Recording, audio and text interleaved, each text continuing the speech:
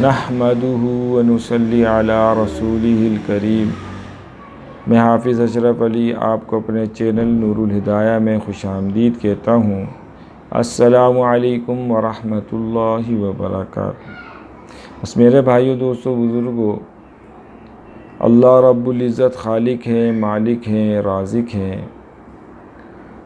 دنیا میں جتنی چیزیں نظر آ رہی ہیں ساری کی ساری میرے رب نے اپنی طاقت سے، اپنی قدرت سے، اپنے ارادے سے وجود میں لے کر آئیں۔ اللہ کا چاہ لینا اس کام کا ہو جانا ہے۔ اللہ نے چاہا زمین دنیا بنے، زمین بچتی چلی گئی، آسمان کھڑا ہوتا چلا گیا، پہاڑ قلعے کی طرح گڑتے چلے گئے۔ تو اللہ نے دنیا میں ہم کو بھیجا، بہت تھوڑے سے وقت کے لیے بھیجا ہے، صرف اس لیے بھیجا ہے کہ ہم آنے والی زندگی کو بنا کر اس دنیا میں سے چلے جائیں۔ تو اسی طرح اللہ رب العزت نے ہم کو کچھ چیزیں کے لیے دنیا میں بھیجا۔ دنیا کی آسائشوں کو جمع کرنے کے لیے نہیں بھیجا، بلکہ اللہ کو راضی کرنے کے لیے بھیجا۔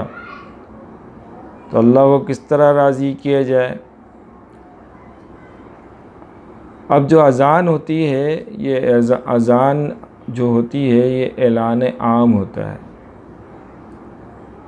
بالکل اسی طرح جیسے کسی انسان کی جب شادی ہوتی ہے تو ایک اعلان عام ہوتا ہے کارڈ کی شکل میں۔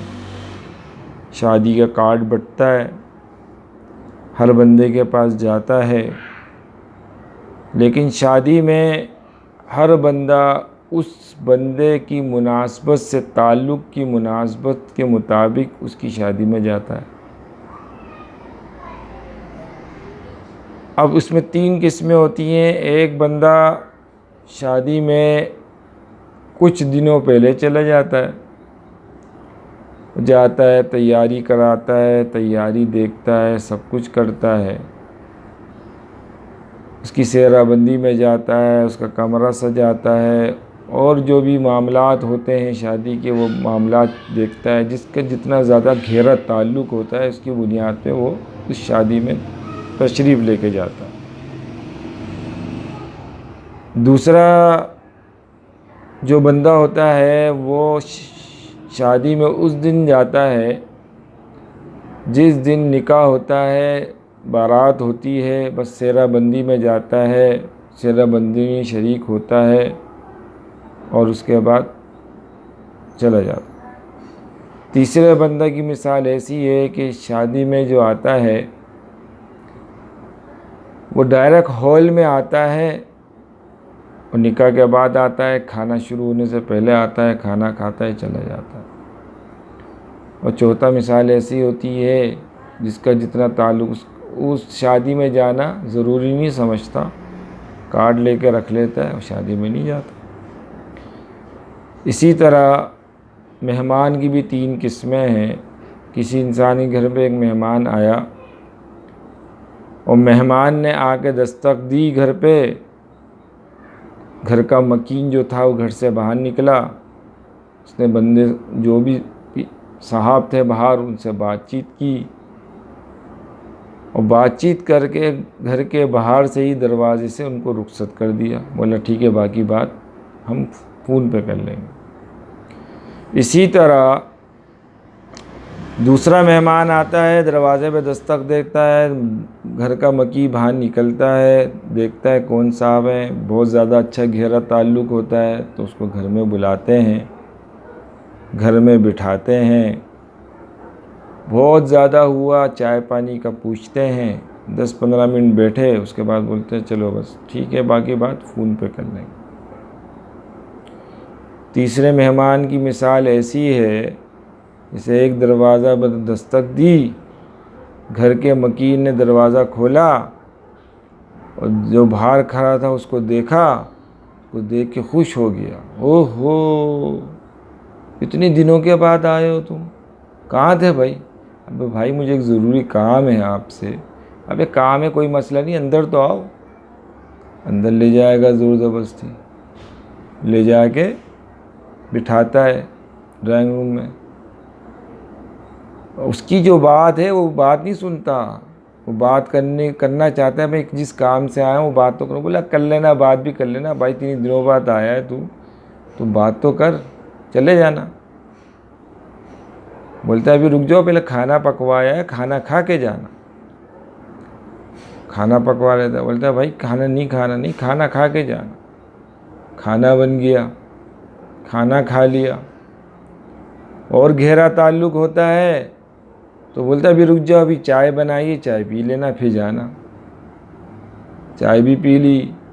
اس سے زیادہ گہرا تعلق ہوتا ہے تو بولتا ہے یار اتنی لیٹ ہو گئی اب کیوں جا رہے ہو، رک جاؤ صبح چلے جانا. اسی طرح جب انسان اذان ہوتی ہے تو اذان کی اللہ سے تعلق کی بنیاد پہ انسان مسجد جاتا ہے. جس کا جتنا گہرا تعلق اس رب سے ہوتا ہے وہ اس کے بقدر مسجد میں جاتا ہے.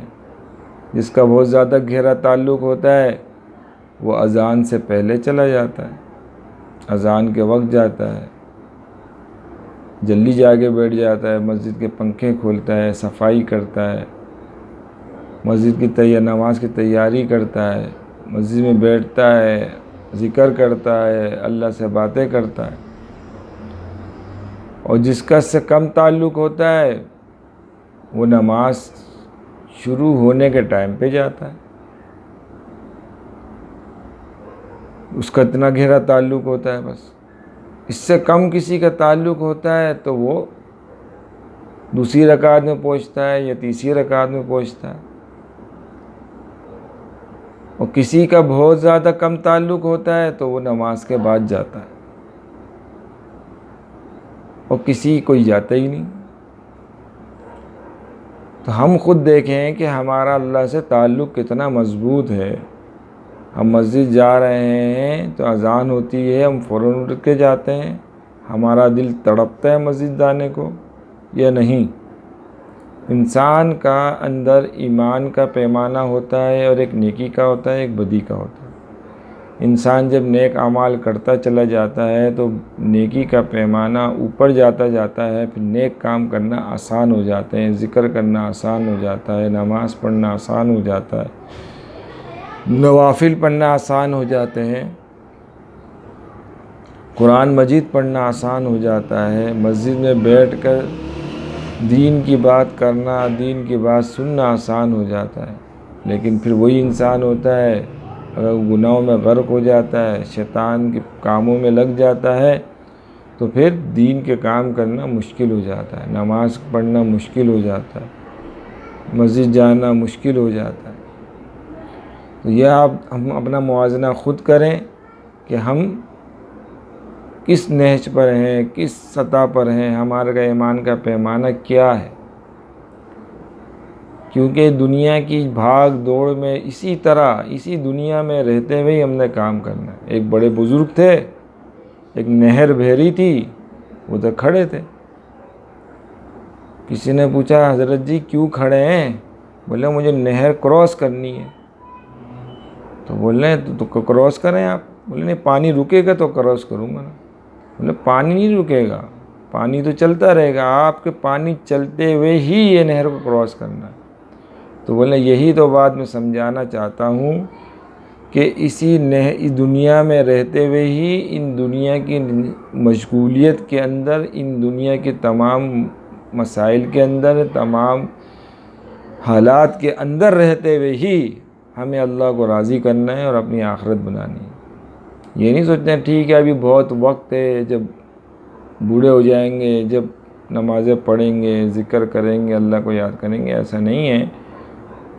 کبھی بھی موت کا فرشتہ آ جائے گا اور ہم کو لے کے چلا جائے گا، ہماری تیاری نہیں ہوگی. تو ہم نے اپنی تیاری کرنی ہے اور اللہ سے تعلق مضبوط کرنا ہے. اس کے لیے احادیث ہیں، قرآن ہے، قرآن کی تفسیر ہے، اس کو پڑھیں کہ ہمارا دنیا میں آنے کا مقصد کیا ہے، ہم کیوں آنا چاہتے ہیں. ہم ہر پریشان ہے، ہر بندہ پریشان ہے. اور انسان آسائشیں ڈھونڈ رہا ہے، آسانیاں ڈھونڈ رہا ہے دنیا کی چیزوں میں۔ اگر دنیا کی چیز میں آسانی ہوتی تو سب سے زیادہ دنیا کی آسائشیں ہمارے نبی حضور اقدس صلی اللہ علیہ وسلم کے پاس ہوتی۔ وہ کچے مکان میں نہیں رہتے، وہ جو کی روٹی نہیں کھاتے، 3 دن بھوکے نہیں رہتے، پیٹ پہ پتھر نہیں باندھتے۔ یہ سب کام تو ہم نے کیے ہی نہیں۔ ان کے صدقے سے، ان کے نام کے صدقے سے، ان کے درود شریف کے صدقے سے اللہ تعالیٰ ہم کو بھرے جا رہا ہے، دیے جا رہا ہے۔ ہمارے منہ سے ناشکریاں نکلے جا رہی ہے۔ ہم شکر ادا ہی نہیں کرتے۔ سب سے بہترین شکر تو یہ ہے کہ اللہ رب العزت نے ہم کو صحت دی، صحیح سالم بنائے۔ کتنے لوگ ایسے ہیں کسی کی گردے نہیں، ڈائلیسس کروا رہے ہیں، کسی کے ہارٹ کی سرجری ہے، کسی کی زبان نہیں، بول نہیں سکتا، کسی کی آنکھیں نہیں، وہ دیکھ نہیں سکتا، کسی کے پاؤں نہیں، وہ چل نہیں سکتا۔ کتنے ہاسپٹل میں ایسے لوگ لیٹے ہوئے ہیں جو اپنے ہاتھ سے کھا نہیں سکتے، ان کے نالیاں لگی ہیں، نالیوں کے ذریعے ان کی خوراک جا رہی ہے۔ تو صحت بھی بڑی نعمت ہے۔ جس حال میں اللہ نے رکھا ہے اس میں شکر ادا کرنا ہے۔ جہاں میں موجود ہوں اللہ کے چاہنے سے موجود ہوں۔ انسان تو بہت کچھ چاہتا ہے، لیکن ہوتا وہی ہے جو میرا اللہ کو پتہ ہے کہ اس بندے کے لیے کیا چیز بہتر ہے۔ کیا پتہ اللہ تعالیٰ ابھی آپ کو نواز دے، بے تحاشا نواز دے، اتنا دے دے کہ آپ فرعون بن جائیں۔ اسی وجہ سے اللہ نہ دے رہا ہوں۔ اللہ کو پتہ ہے میں نے کس بندے کو کب کیسے دینا ہے۔ ایک بڑے اللہ والے تھے، ان کا ایک مرید تھے، وہ ایک مٹھائیوں کا ٹرک لے کر آ گئے اور اپنے حضرت جی سے بولا کہ یہ نا اپنے مریدین میں آپ تقسیم کر دیجئے۔ تو انہوں نے، اللہ والے تھے، ان کی باتیں بھی گہری ہوتی ہیں جو عام آدمی کے سر سے گزر جاتی ہیں۔ انہوں نے کہا بھائی خدائی طریقے سے بانٹوں یا نبی کے طریقے سے بانٹوں؟ ان کی سمجھ میں نہیں آئی بات۔ انہوں نے کہا خدائی طریقے سے بانٹ دیں۔ تو وہ اٹھے، کسی کو 1 لڈو دیا، کسی کو 2 دیے، کسی کو 3 دیے، کسی کو آدھا ٹوکرا دیا، کسی کو 1 ٹوکرا دیا، کسی کو 10 ٹوکرے دیے، کسی کو کچھ نہیں دیا۔ وہ حیران ہوئے، بولے یہ کیا ہے؟ بولے یہی تو اللہ کی تقسیم ہے، کہ اللہ کی تقسیم پہ راضی جہاں رکھا ہے میرے اللہ کا شکر ہے۔ جس کے بعد جتنے کم ہے دنیا، اس کا حساب بھی اتنا کم ہے۔ اور کہتے ہیں کہ غریب آدمی امیر آدمی سے 1000 سال پہلے جنت میں جائے گا، کیونکہ جتنا زیادہ اللہ جب دے گا تو اس کا اتنا حساب بھی اتنا لے گا۔ ایسا نہیں ہے کہ دنیا میں آ کر اللہ دے رہا ہے، چاہے وہ صحت ہے، چاہے آپ کی اولاد ہے، چاہے آپ کی دنیا کی اور نعمتیں ہیں، گھر ہے، گاڑی ہے، سواری ہے، اچھی زندگی ہے، صحت ہے۔ اللہ صحت دی تو کس چیز میں خرچ کی؟ صرف دنیا کمانے میں۔ تو یہ پوچھ ہوگی، ہر چیز کی پوچھ ہے، کیونکہ جسم کے پورے اعضاء ہیں، آپ کے پاس امانت ہے، اس کی پوچھ ہوگی۔ کل قیامت دن پوچھا جائے گا کس چیز میں خرچ کی۔ تو بس میرے بھائیو، دوستو، بزرگوں، ہمارا مقصد یہی ہے کہ آپ بھی، میں بھی، اور پورے عالم کے انسان کس طرح جہنم کی آگ سے بچ جائیں اور ہمیشہ کی جو آنے والی زندگی ہے اس میں کامیاب ہو جائیں۔ دنیا بنانے کے چکر میں ایسا نہ ہو قبر میں اتر جائیں، نہ دنیا بنی نہ آخرت بنی۔ آخرت کی فکر میں لگ جائیں، دنیا تو بنی جائے گی۔ جب اللہ تعالیٰ، دنیا تو اللہ نے بنانی ہے، آپ ہم بنا ہی نہیں سکتے۔ اللہ نے ہمارے پیدا ہونے سے پہلے لوح محفوظ میں ہماری تقدیر لکھ کے محفوظ کر دی۔ ہماری زندگی میں جو کچھ ہو رہا ہے وہ اس کے پہلے سے لکھا ہوا ہے۔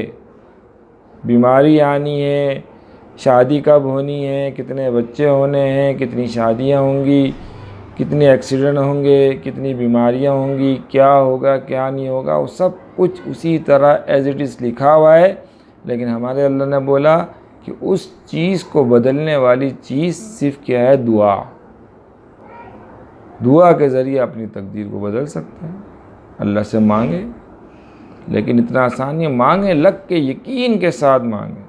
کہ میں نے جو مانگ لیا میرا اللہ دے گا، اور دے سکتا ہے، اللہ کے سوا کوئی دے ہی نہیں سکتا۔ جس کے پاس جو کچھ موجود ہے اس کی نہ صلاحیت کی بنیاد پہ ہے، نہ اس کی عقل مندی کی، نہ اس کی پلاننگ کی، سب دھری کی دھری رہ جاتی ہیں، صرف اللہ کی دین ہے، اللہ کا کرم ہوا، فضل ہوا، اللہ رب العزت نے نواز دی۔ تو بس میرے بھائیو، دوستو، بزرگوں، بس کہنے کا مقصد یہی ہے کہ اللہ رب العزت ہم سے راضی ہو جائے، اللہ رب العزت آپ سے بھی راضی ہو جائے، اللہ رب العزت آپ کی مشکلات کو آسان فرما دے، آپ کو صحت و کاملہ عاجلہ عطا فرما دے، جو مشکلات پریشانیاں آپ کی ہیں اس کو اللہ تعالیٰ اپنے خزانوں سے حل فرما دے۔ تو اگر ہماری ویڈیو پسند آئی ہے آپ کو تو ہماری ویڈیو کو لائک کریں، شیئر کریں، سبسکرائب کریں، تاکہ ہر آنے والی ویڈیو آپ تک پہنچ سکے۔ جب تک ہم کو اجازت دیں، السلام علیکم ورحمۃ اللہ وبرکاتہ۔